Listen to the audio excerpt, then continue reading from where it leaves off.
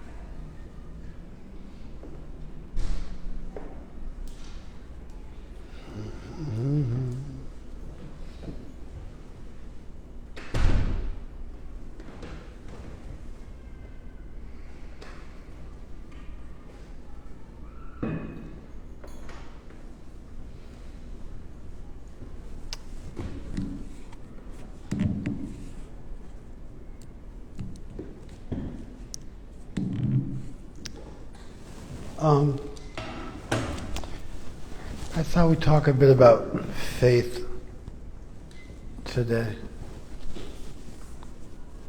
I think the word faith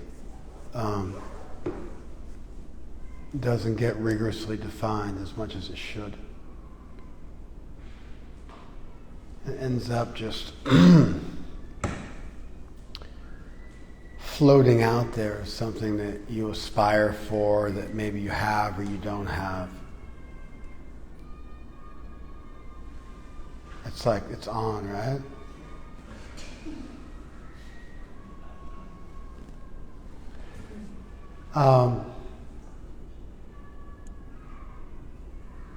Where is that? We don't even have to live in it. Yeah, I didn't think it was us, but can you get those windows? Not you. One of the guys behind you who just look at each other like there's something wrong with them. Go fast, dude. Don't turn into a whole show. Thank you. All right. It's the best we can do.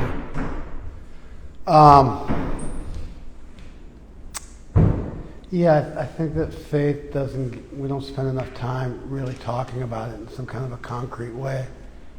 And so you just end up with, it being this enigmatic, undefined term. But especially if you're on a spiritual path, if you're following a religion, if you believe in God, faith is a pretty bedrock. It's a pretty bedrock thing. It's something you got to have a good working knowledge of. So, what do you guys think? How would you go about defining faith?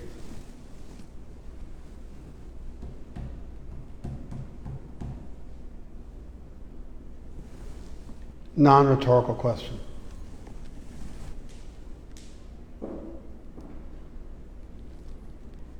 Belief in something? A belief in something. Okay? I think that's probably the way that we use the word faith in English. If you say I have faith in something, it's equivalent to saying you believe in something. Okay? That's a good synonym. Then we're left asking, you guys know where we're headed? Huh? No. What's the next question? No. How about what's a belief? Because if you just swap the word faith out for the word belief, I don't really feel like it gives me some kind of good understanding of the term. It just trades one word out that needs to be explained for another word that would require an equal explanation. Did you guys follow that? Yeah. Somehow you didn't follow that. You all missed it. I asked all of you, and all of you flubbed it and either said nothing or said something foolish that wasn't what I just said. You guys get it now? You see how you didn't really answer the question? It's okay. I mean, it's okay. We're getting off the ground now. Train's leaving the station. So what's faith? Or alternatively, another question I could ask just as easily is, what's a belief? That's right. You guys follow that? Okay, so back to you. Yeah. Having enough of an understanding of something to... Now you're just copying me, dude. It's cheesy. You're copying me to me. It's like, really? No points for you. Yeah, what do you got, Peyton? It's to trust in something, trust in the process. I think trust gets us somewhere, right? Well, you said trust in the process, but the word process is totally unnecessary. Faith implies trust in something, someone, right? It's not just in a process. You're like, you have AA on the brain or something like that. You like, trust the process. You like, beat it into your head with a sledgehammer, so you just start repeating it over and over again like some kind of a mantra. Trust in something or someone, right? Good. I think that's better than belief. I think that it carries with it a bit more of an explanatory value. Trust is when the trustee releases control of something and grants control of that thing to the trustor and depends on them to execute it or to take care of it on their behalf. So there's a trustee and there's a trustor. The trustee is the person doing the trusting, and the trustor is the person who is being trusted. And the trustee relinquishes control of something and allows the trustor to take responsibility for it. Interestingly, can you be forced to trust somebody? The answer is yes.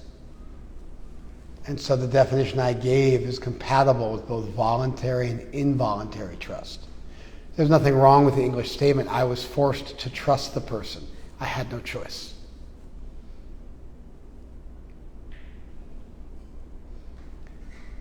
So the definition I gave would include both voluntary and involuntary trust. If you wanted to limit your understanding of trust to something that you choose voluntarily, then you would just adjust your definition. You would say, the type of trust I'm talking about is when you voluntarily relinquish control and give over that power or control to someone else.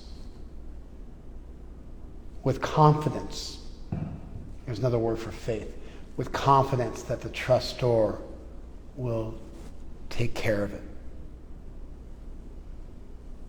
So trust can be used if things are forced. It can also be used when things are voluntary. The one word in English works for both. And so I think for the purpose of our discussion, if we want to talk about faith, I think which more carries with it an idea of voluntariness, then it would be a type of voluntary trust. Did you guys see what I did there? I don't believe any of you. Why don't you show me that you saw what I did?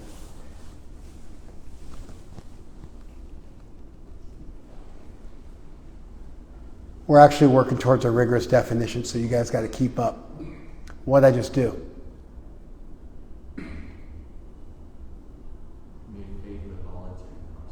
You saw that?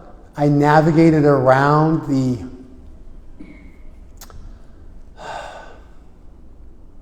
inclusiveness and obtuseness of the word trust as a synonym for faith, because trust could be involuntary.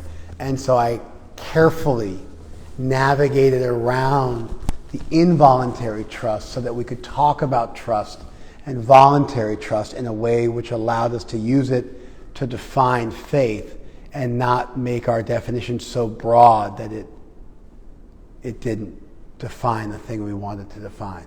You guys with me here? It was smart what I just did. I'm disturbed that you guys aren't all nodding your head like a bobblehead and being like, wow, that was cool. You did that. We didn't see that. Now we see it. We're following. Are you following?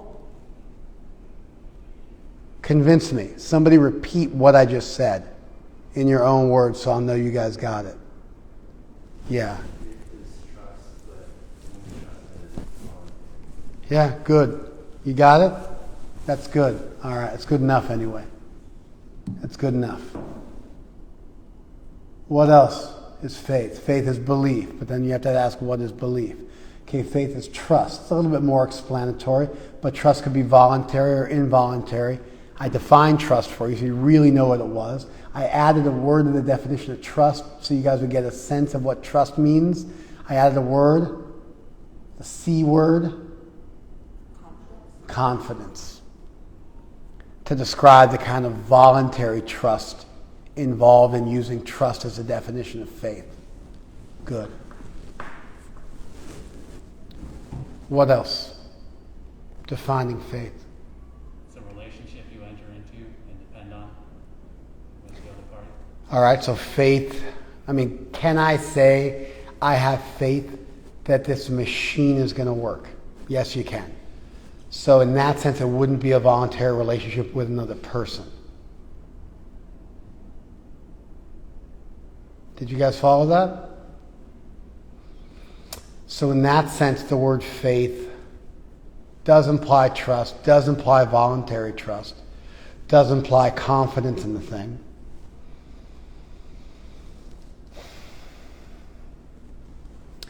But I don't know that faith necessarily has to be linked to a person. Because you could say have faith in the process.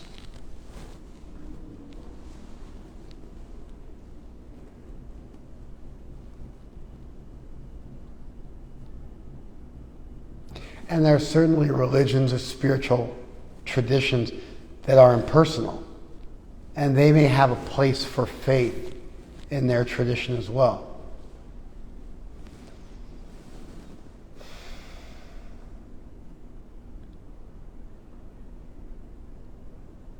Did you guys follow that? You could have just a generic oneness conception of reality, but you could talk about having faith in that reality. I think I'd have a hard time saying that couldn't be the case. I'd have a hard time arguing that couldn't be the case.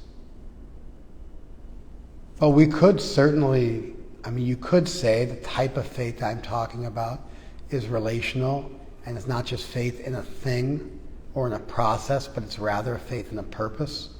And if you talk about religion in its classical sense, and you talk about a religion that believes in a personal deity, then faith becomes a voluntary trust and confidence in a person, and the person is God. You could do that. I don't think that's wrong to do that. I don't know that it's... Spiritual faith, I feel, is automatically voluntary. I don't know that it's automatically towards an individual.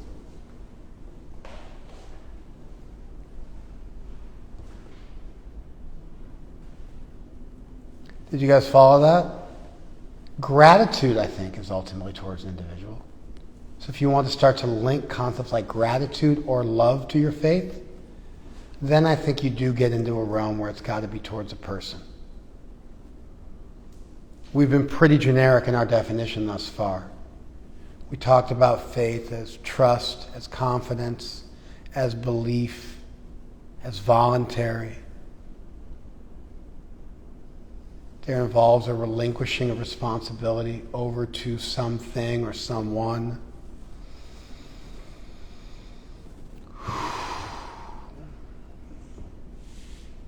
That's fairly generic.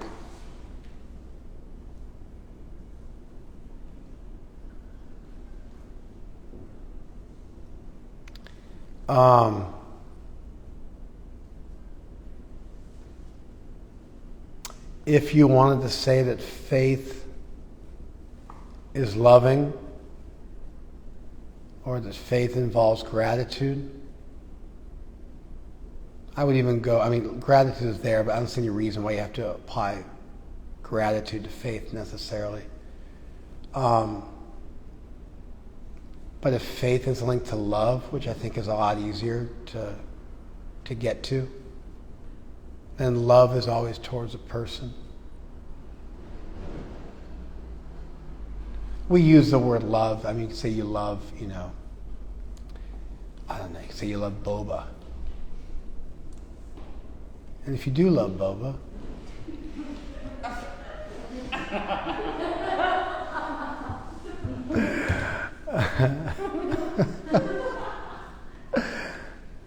there's a new vegan boba shop in town.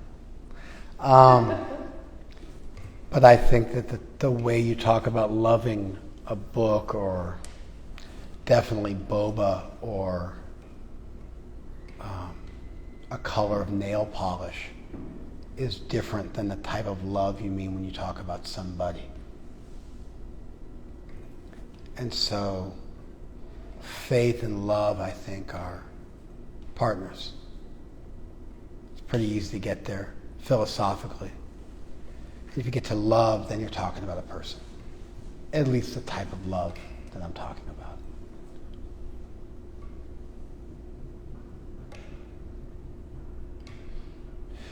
If you trust in a process and the process is blind, like a law of karma or entropy, do you have to have faith in entropy? You guys know what entropy is? Things decay over time. They get old and decay. It's the second law of thermodynamics. So entropy equates to old age and decay and how it plays out as a fundamental principle of the world. So, can you say, I have faith that everything decays? You could. It's not a terrible statement in English. But it doesn't really imply trust in the sense that you are bequeathing over and having confidence in something to take responsibility. Because the law of entropy, the law of decay, acts whether you believe in it or not, and it's just a law. It's like gravity. You don't have to have faith in the law of gravity. It just is. You guys follow?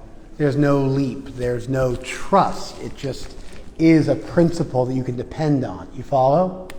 If you start to have an impersonal conception of God, then that impersonal conception, devoid of individuality, and therefore devoid of will, and therefore devoid of personality, you guys following this? It's no longer something which is going to help you out. It just is. It's like a law. And therefore, you don't really have to have faith in it per se. It's a law, the same way gravity is a law, and you can just depend on it. But it's a spiritual law, the law of karma or something like that, law of attraction, whatever.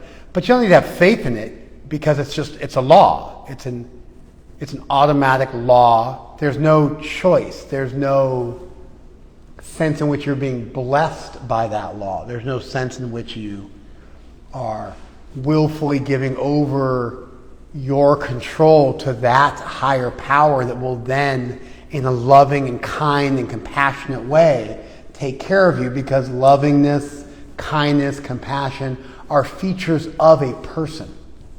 You don't find them existing as just like abstract principles in the universe. They are always the attributes of a person. Did you guys follow that? So if you had an impersonal conception of divinity, you wouldn't really have faith in it per se. It would just be, and you would be aware of it, and it would be incorporated into your worldview the same way the law of gravity or the law of entropy. And there'd be no free will or no relationship based on voluntary commitment. There'd be no love. You with me? Therefore, it wouldn't be faith, and therefore faith would be towards a person. That was my attempt to argue for your point. Did you guys follow that? It took me a minute to get there. if you believe that there's a oneness that ties everything together, and we're all sort of part of that oneness, and that's the highest principle of reality. And that oneness is devoid of, let's say, a distinct individual existence and personality. It's just like a spiritual gas that permeates everything. You follow? Kind of like the Force from Star Wars. Or for everybody else in the world, the Mandalorian, because Star Wars is my generation. You guys don't get it. Your generation is the Mandalorian generation. That is the way for you. So, if you have that sort of, luminescent gas conception of divinity, that's the highest principle, your conception of divinity is like someone's conception of the law of gravity or the law of entropy. As such, there's no real sense in which you have faith in that. It more just is a reality that you are aware of and a principle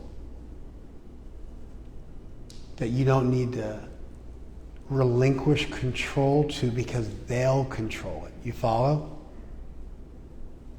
And so you could say, I have faith in the process, or I'll trust the process.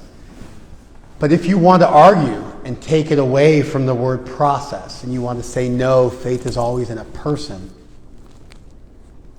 that's how you would do it. You would say that faith implies voluntarily giving over your trust to somebody else who then takes responsibility, and you have confidence that they will have your best interest at heart and they'll do right by you. Which implies they don't necessarily have to, but you're having faith in them. You follow? In their goodness. And then faith is towards a person, and then you no longer have faith in the process. Right? You might trust in the process, but it's not quite having faith, which means you're really stepping out and you're putting your confidence in somebody and saying, I think they're going to do right by me. I think they care. I think they're going to be responsible. You guys following this?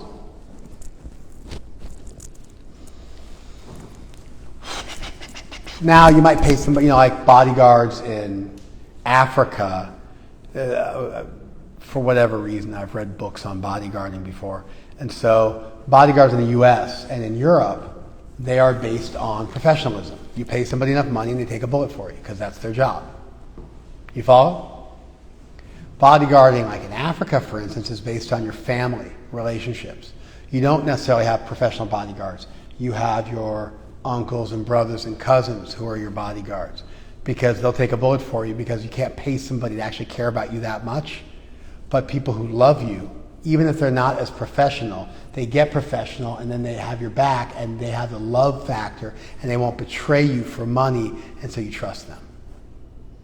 You follow this? It's kind of different theories about what makes a good bodyguard.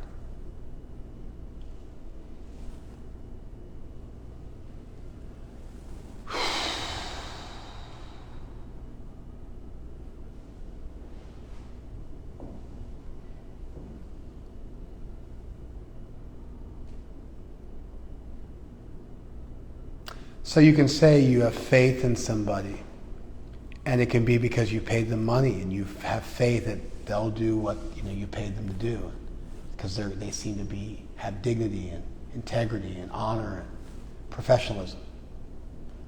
So that'd be another thing we'd have to troubleshoot if you want to talk about a loving faith versus a professional faith. You follow? You want to either you add another word to the word faith, so it's voluntary and it's love-based, right? Or you just say, well, the word faith, I'm only going to use the word faith for this. I'm going to call that professional trust. You can come up with another word for it to make it clear what we're trying to get to.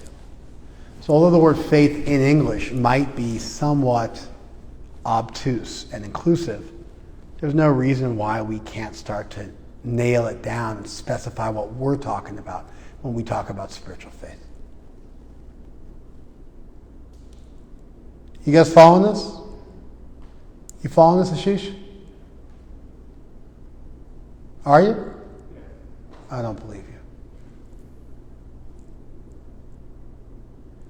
But I wanted to give you guys a sense of what it looks like to define a term rigorously, assuming nothing, not just swapping one word for another, really trying to get somewhere, troubleshooting it, adding words, how you go about doing that, thinking through different avenues, trying to get to something real specific that's representative of what you want to say. But to do that, in a way that's intellectually respectable, that doesn't just assume what you're trying to prove, and it takes the trouble to work through something. So faith is belief, is trust and confidence, where you give over responsibility as a trustee to the trustor, and it's voluntarily done.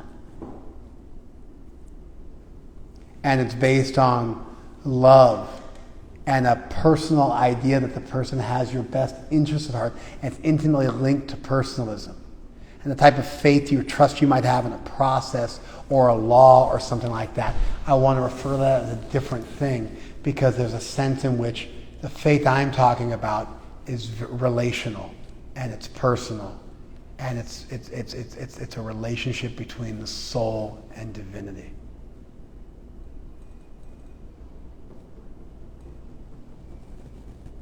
Do you guys follow that? That's where we got. I didn't necessarily want to go to the personal thing, but you went there, and I started in my mind think, how would I get there? How would I talk it through? How would I convince somebody of it? How would I stack the deck so that that was an allowable definition? And you guys watched me work through it. You guys following this? You know what I'm doing now, right? I'm repeating myself over and over and over again so that you guys might catch it the second or third or fourth or fifth time, because I'm assuming that it's a fair bit of information. I'm moving kind of quick, and it's tough stuff to wrap your head around, thinking through something real rigorously and logically, but also creatively like this. Normally, you do rigor in math, and then you do it creative like when you're doing art. But good theology is a combination of both good logical thinking, which is like math with ideas, along with creativity, which is like art. And both those things come together. And hopefully they marry well. And they come together nicely, and you can get somewhere.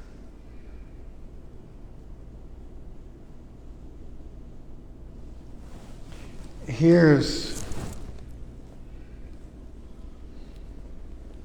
Safari. Here's Hebrews 11:1. Now faith is the substance of things hoped for, the evidence of things not seen. You guys follow that? Faith is the substance of things hoped for, the evidence of things not seen. That's the Bible. The evidence of things not seen, the substance of things hoped for. I think this is a garbage definition. I'm not a fan.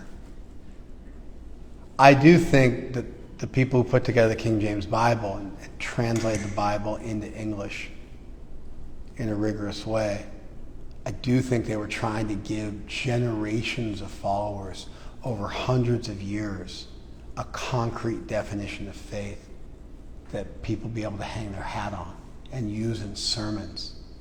So I do think this is an attempt at a rigorous definition of faith. The substance of things hoped for. We think of hope as a sort of ethereal, wishful desire, right? Like a pious desire. But it's the substance of that. But the very idea of hope is it lacks substance. But then they purposefully and almost paradoxically take this and they say the substance of things hoped for. And it sounds really sexy and philosophical. I just don't think there's a lot of depth to it. You follow? Because you could hope for anything. You could hope for something totally, unreasonably, and then just, say, oh, well, there's substance to that hope. That substance is my faith. And you're just blind, sticking your head in the sand. You guys with me? The evidence of things not seen. So if it's not seen, what does it lack? Evidence. See what they did there too? The evidence of things not seen. It sounds really cool, right? Like, right on the surface, it's like, oh man, that's deep. But the problem is, it's not like that's a statement and then there's a bunch of paragraphs after that explaining the meaning of what exactly they mean by evidence, what exactly they mean by not being seen, what exactly they mean by substance, and what exactly the types of hopes they're talking about are. So they don't give you sort of rigorous definitions of all of these terms, and so it's just left sounding kind of hollow, like a cheap one-liner at a bar when you're trying to pick somebody up.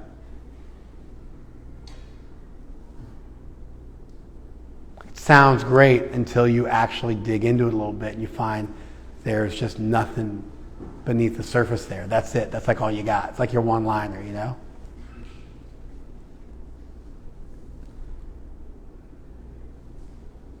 You follow?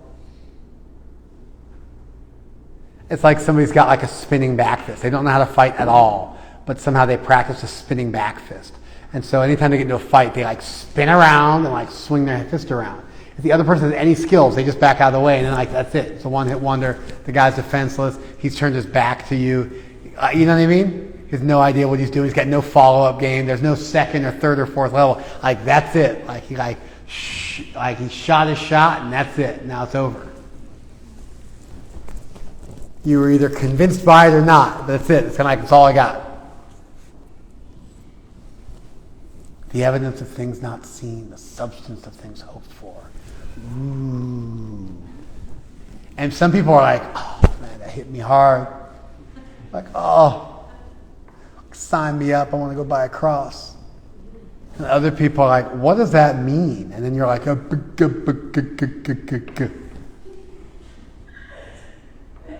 Now you may be able to go deeper, but you're texted, you follow?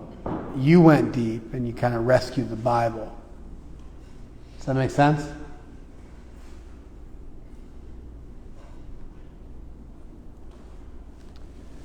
So I'm not that impressed with that definition. I was going to use that as my starting point for today's discussion.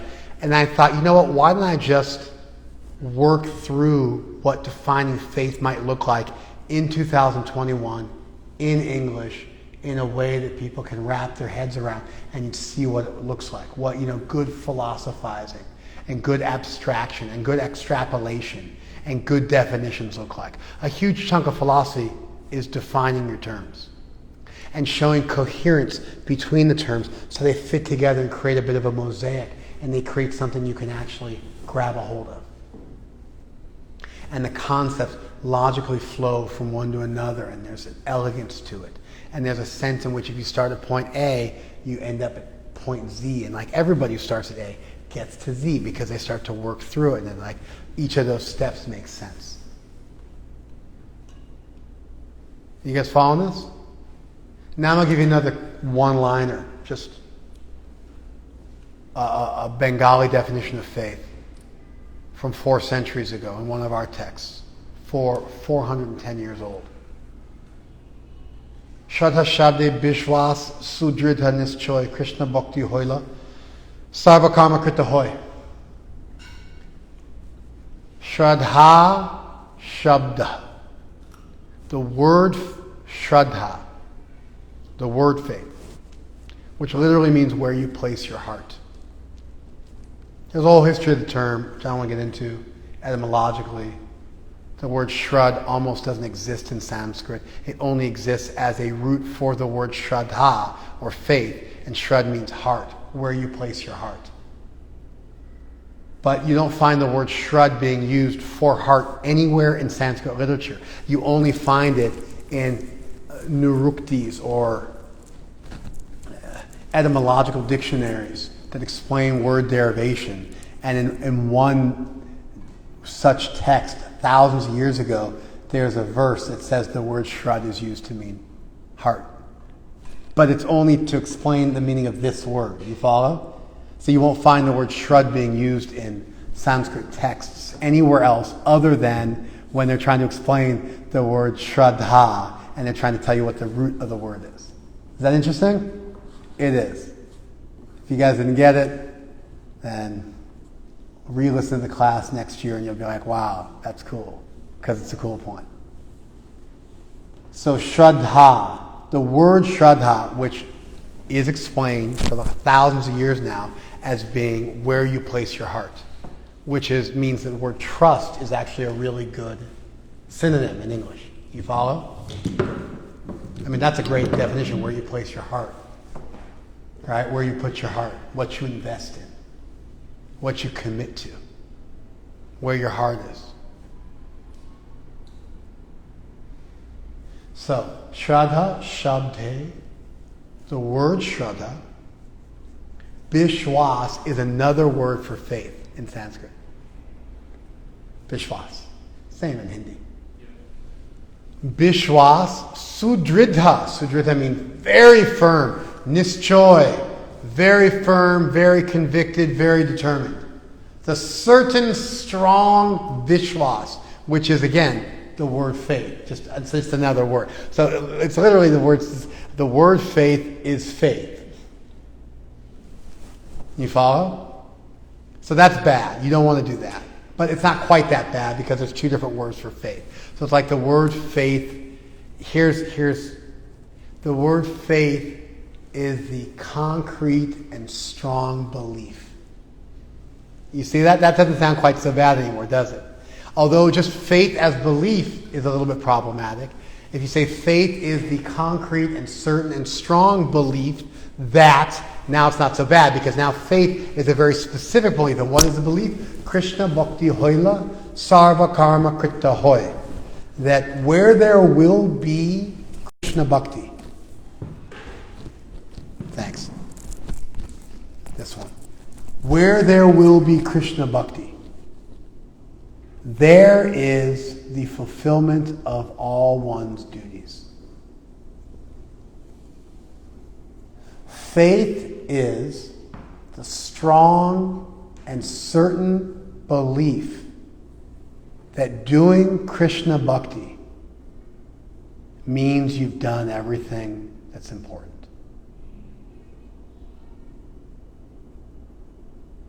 That's our definition of faith. And I think our definition is better than the biblical definition. Of course, that's a given because I'm a Hare Krishna. Otherwise, I'd be a Christian or a Jew, right? So, duh. But I think it's better because I think it gives you more layers. It gives you something to hold on to. Interestingly, our faith is not faith in the existence of God. Normally when you say I have faith, you mean I have faith in the existence of God. Our definition of faith assumes that you believe God exists. Do you follow that? It's an intermediate or secondary definition. That, yeah, of course you believe God exists, but furthermore, you believe that to serve God is the most important thing that you can do with your life. And if you have served God with your life, that's what Krishna Bhakti means, then everything else you might need to do, or might be a duty, or might be important, or might be serious, that's already been accomplished. You guys following this? That's like a dangerous definition of faith. Because you could have faith that God exists and do absolutely nothing about it. I mean, this is a problem enough that James has to make the point in the Bible that faith without works is dead. Because he wants to argue around this idea of just a faith that has no action attached to it. A faith which is merely cognitive and which lacks consequent behavior. And so James says faith without works is dead. Because he doesn't like people professing faith but not acting on it.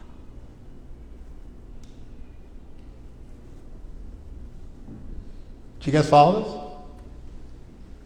So our faith is I guess you would say it's merely cognitive, because you could say I have faith that by serving Krishna that will accomplish everything I need to do in life, but I'm still not going to do it. Do you follow? Now, I think that'd be a tough one to do, because if you really had faith that just by serving Krishna, you would have done all of your duties and you would have been fully successful in life, if you actually believe that that one thing would accomplish everything, how would we know you believe that one thing would accomplish everything desirable you could ever want in life? You would do it. You follow? The mere act of doing something else means you believe that other thing is necessary and more important because you're doing it. So you could try to play a little bit of the game and say, I have cognitive faith in this, but I don't act on it. But the very nature of an absolute and certain conviction that if I do this one thing, I've done everything else, the consequence of such an absolute belief, such a certain belief, such a convicted belief is that you'll actually do it.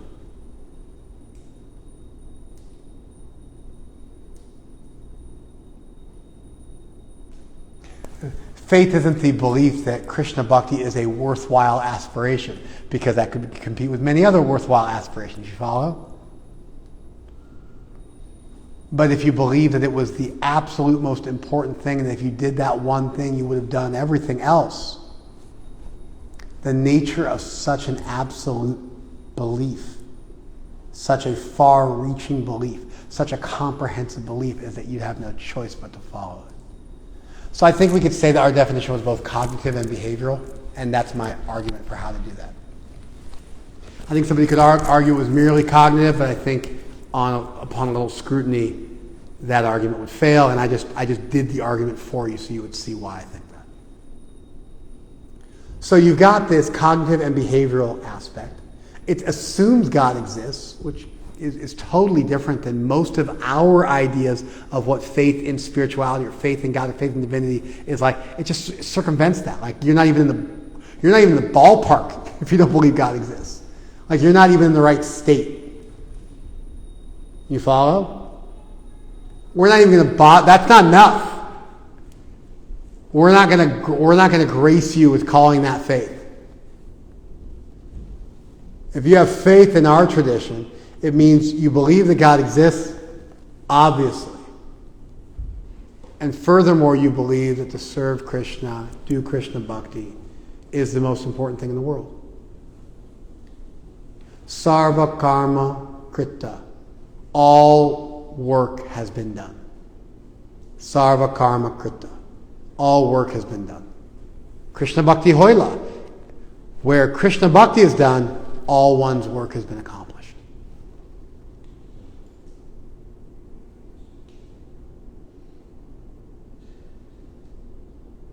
So for us, for our theologians, faith was defined at an intermediate secondary level, which assumed belief in divinity.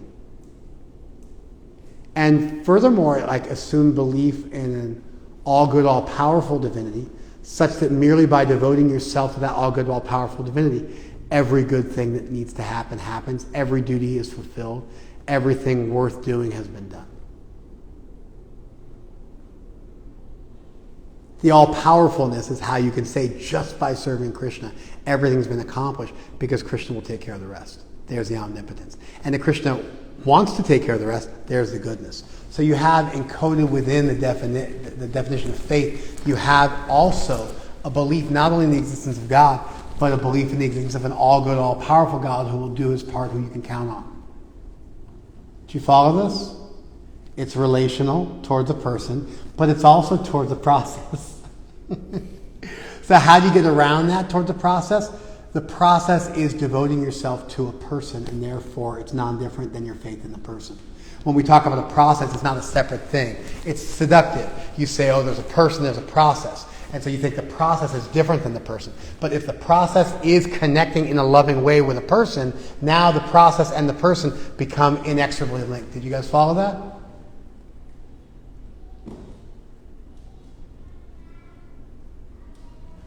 I'm just going to really listen. If there was only 3 minutes of class you listen to, with actual full attention, Like, take your Ritalin and pay attention.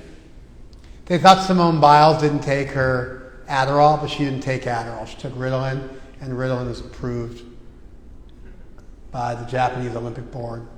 And so she was able to take her ADHD medication. So what caused her to have the twisties is something else. We don't know what it is, but it was not a lack of Ritalin in her go bag. Just FYI, everybody. In case you were wondering, I want to make sure you get something you take home with you. So maybe you won't understand what the word faith means, but at least you'll have an answer to that vexing question that everybody's been asking for days now.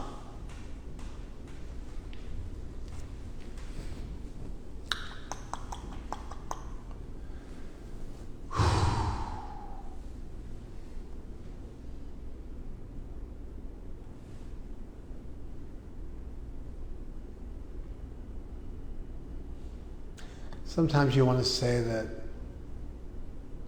God created us. It's a pretty basic definition of God, but then that implies that we were created at a certain point in space-time and that we didn't exist prior to that point.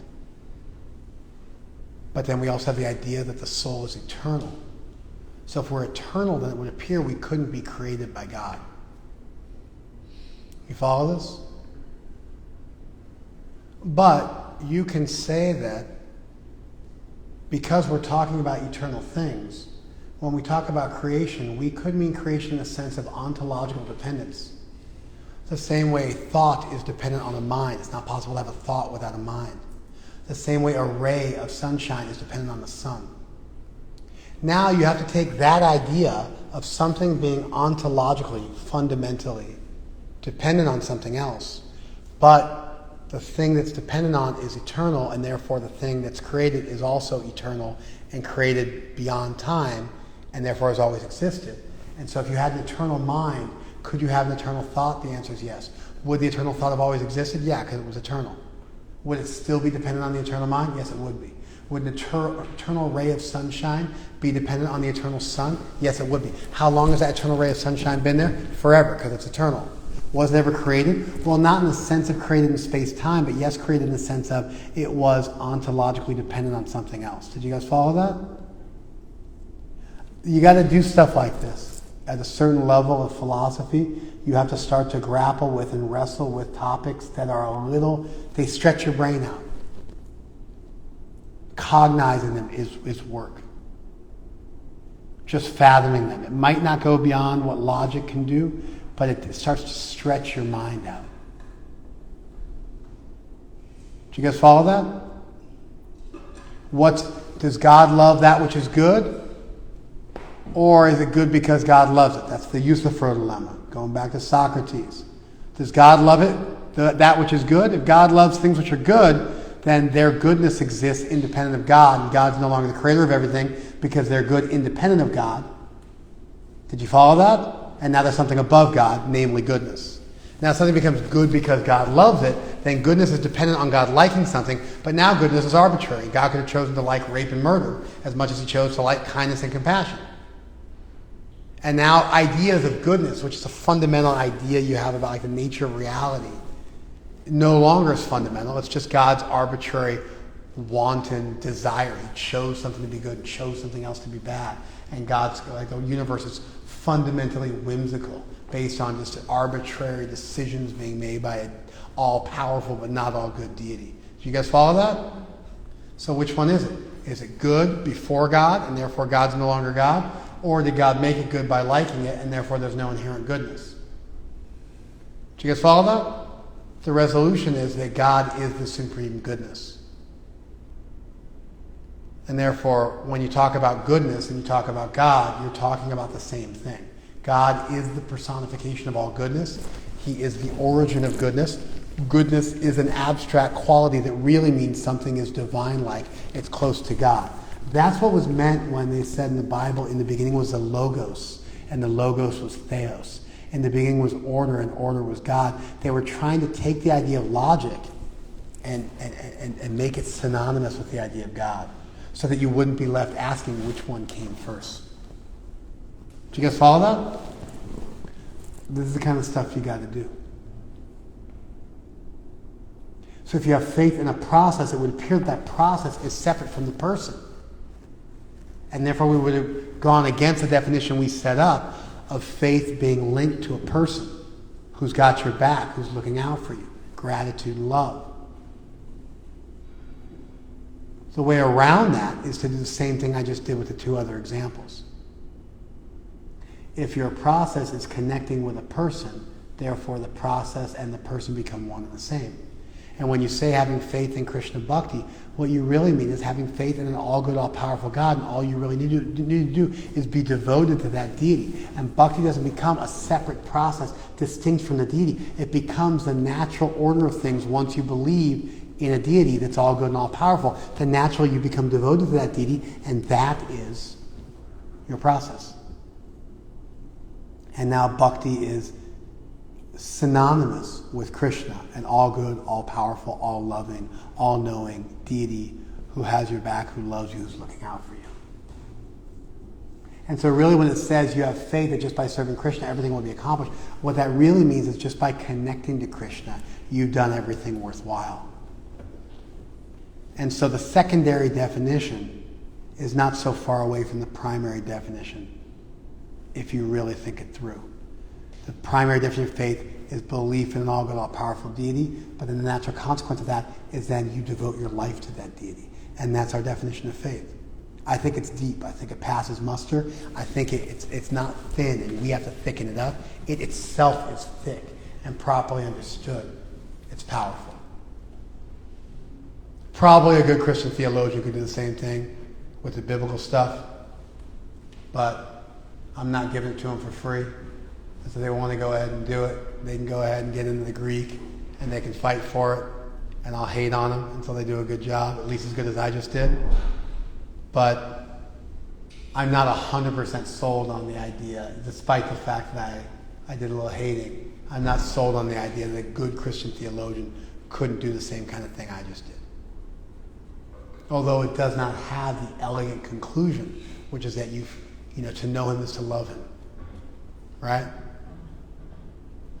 That idea isn't espoused, but that idea is there in the Chaitanya Charitamrita's definition of faith. So, faith is evidence for things unseen and the substance of things hoped for. What does that mean? I don't know. Ask a good Christian theologian. I listen to people talking about it. They usually just deploy that as like a weapon. Like they say it, and everybody goes, oh. And like everybody cries, and like that's it. They sell a bunch of crosses, and they're done for the day. And I'm always left feeling like, come on, man, you got to give me more than that. And so if I want to start to look for a definition of faith, faith is a strong and convicted belief. It's a trust. It's voluntary. It's personal. It's based on a confidence in the goodness and the lovingness of the person that you're trusting to have your back. It's relinquishing control because there's certain things you can't control, and so you have to relinquish that control. The faith I'm talking about is not just an awareness of a law. It's a trust in a person. And in our tradition's definition of faith, they take it a step beyond the mere belief in God as a cognitive exercise, and it goes to a belief in the nature of divinity as all good and all powerful, and the consequence of that, which is that if you devote your life to that divinity, everything else is accomplished. I like to define faith the way that Ross was about to when I cut him off mercilessly. That faith is enough confidence in the hypothesis of spirituality that you get in the lab and start doing the experiment. Faith can coexist with doubt. It's a preponderance of interest in the hypothesis that allows one to overcome inertia and doubt and start to experiment with it and work with it, which then gives rise to evidence. that leads their hypothesis to a theory, and it leads it to an established fact in the life of a devotee as they begin to reach out to Krishna in earnest and they begin to experience that reciprocation. I like that definition because it gets you off your butt. It talks about the motivational value of faith, and it doesn't make it distinct from and opposite to doubt. It allows faith and doubt to coexist side by side. I also like it because it doesn't talk about faith versus reason, or faith and belief versus reason and logic. I believe that my faith is logical and reasonable, so I'm unwilling to consider that my faith is an antonym for those terms. That's a mere belief. It's a rational belief. And so I like this definition because it's in congruence with what I actually think about my faith in Krishna. That's logical, that's reasonable, that's evidenced, that's powerful, that's motivational, that coexists with but yet supersedes doubt and opens up doors for exploration, for experience, that then takes a hypothesis and makes it into a theory, which is a more rigorous hypothesis, and then eventually makes it into an established fact.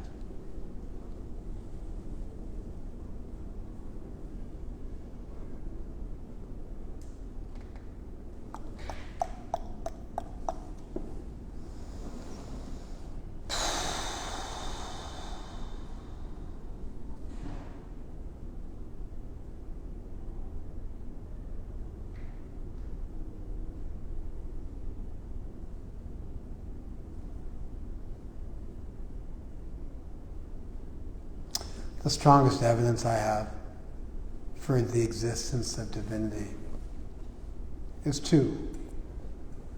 Number one is the miracle of consciousness, which is great because anybody can look at that and start to ponder it. You are conscious. You can't doubt it. Doubting it requires you to be conscious.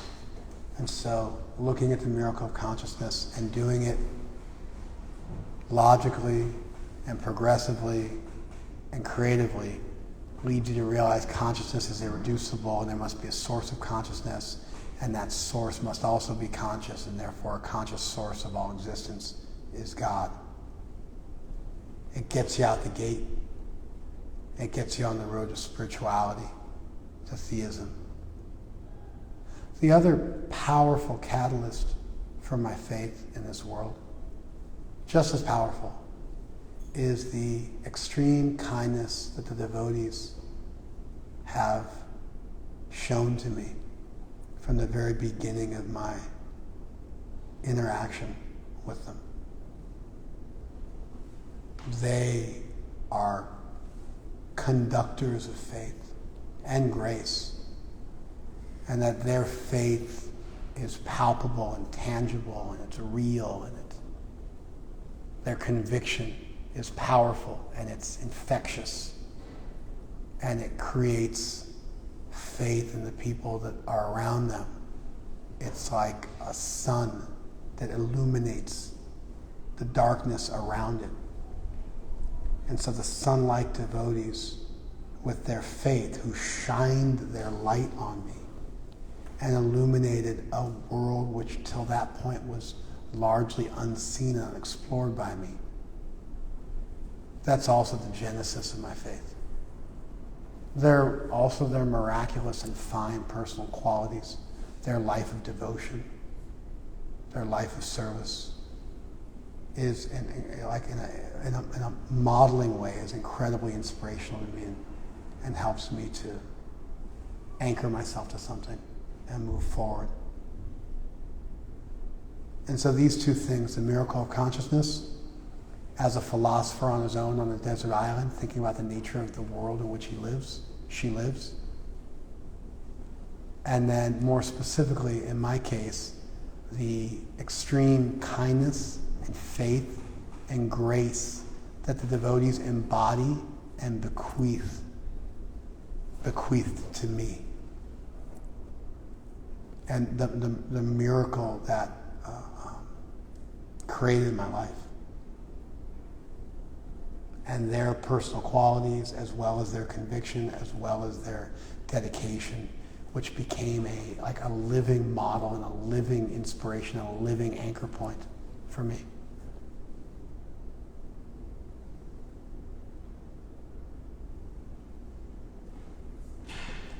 And so those are the two, I would almost say, like, geneses. I'm trying to think of what the plural for Genesis is. But those are the two birthplaces of faith, the two wombs of faith. Is contemplating the miracle of consciousness and contemplating the miracle that is the devotee.